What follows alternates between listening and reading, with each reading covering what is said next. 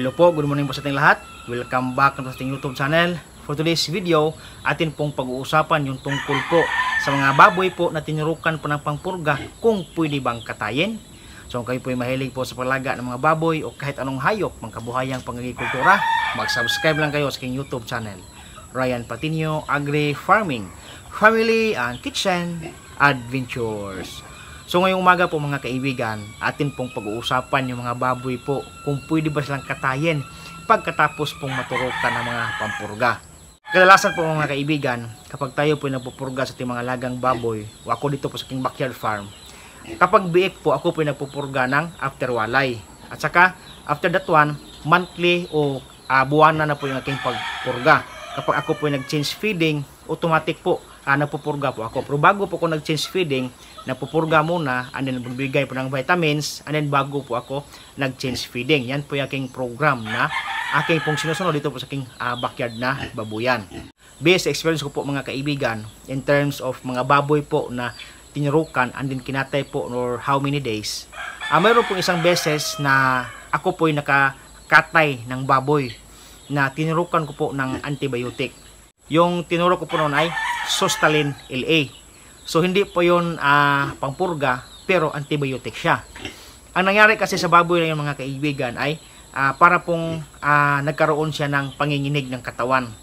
At hindi po makatayo, hindi makakain.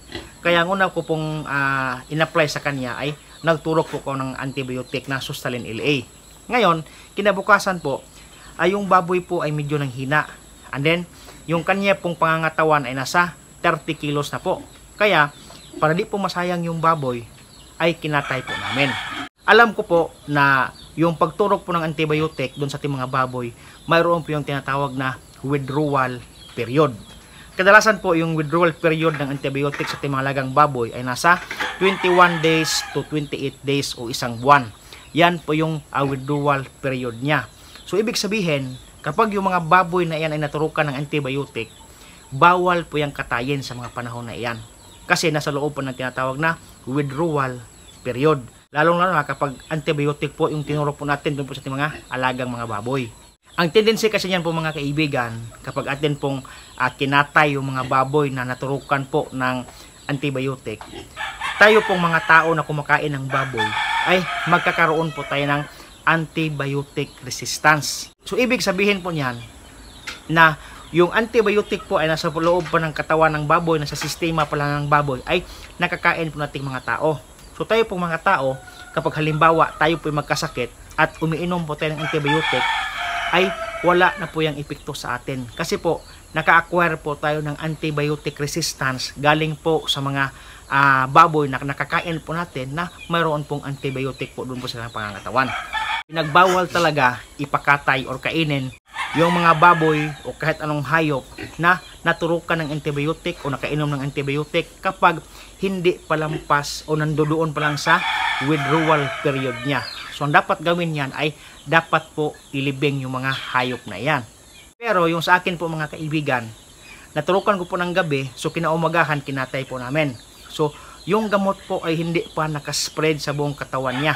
Ang ginawa po namin, dito po ako sa bandang liig nagturok ng antibiotic.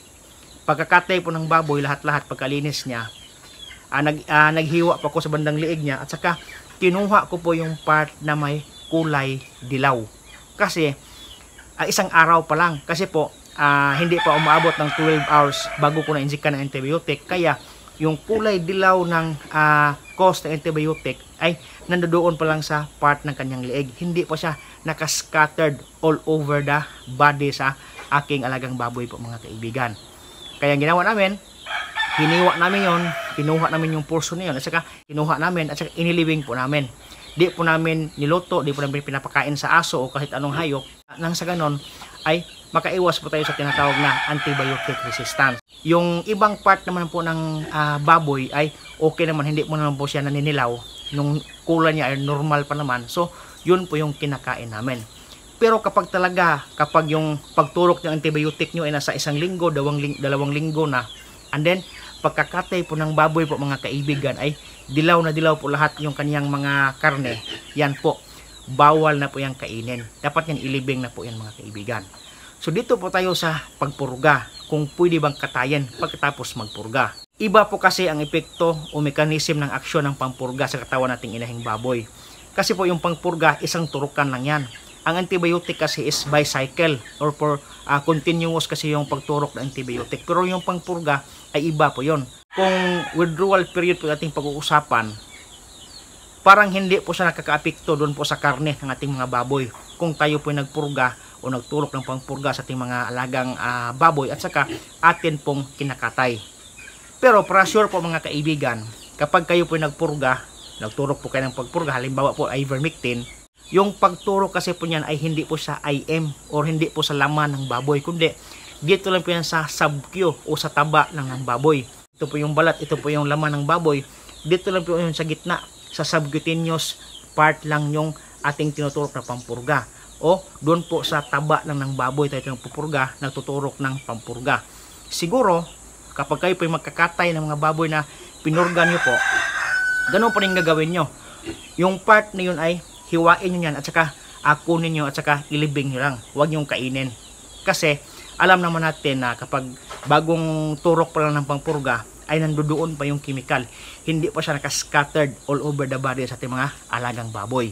Advice ko po sa inyo mga kaibigan, kapag mayroon po kayong alagang hayop tulad ng baboy, manok, baka, kalabaw, kambing o kahit anong hayop man yan, iparegister nyo po yan sa PCIC insurance at libre po yan, wala po yung bayad po mga kaibigan. Kaya kahit na magkaroon ng sakit yung mga alagang hayop nyo, halimbawa baboy po at saka mamatay, ilibing nyo lang at saka kukuha lang mo kayo ng litrato nang sa ganon mayroon po kayong makukuha na insurance. Sa akin nga po dito mga kaibigan, yung inahing baboy ko po ay namatay kasi po nagkasakit po siya, hindi ba natin naagapan. Ako po nakakuha ng insurance sa PCIC ng 15,000 pesos sa akin pong isang inahing baboy na namatay po siya. Kapag naka-insure po yung mga alagang hayop po mga kaibigan at mayroon po nangyaring masama sa kanila, bawal po yung kainin. Dapat po yan ilibing and then kukunan po ng litrato kasi po isa po yan sa mga requirements sa mga documents doon po sa PCIC para po kayo makaklaim ng insurance po mga kaibigan. So yan po ating vlog ngayon. Sana naman po ako nakapagbigay sa inyo ng konting kalam po tungkol po kung pwede bang kainin ang mga baboy na naturukan ng pangpurga po mga kaibigan. Hanggang dito lang po at maraming salamat po sa inyong panonood. Happy farming po mga kaibigan. See you next time. Bye bye.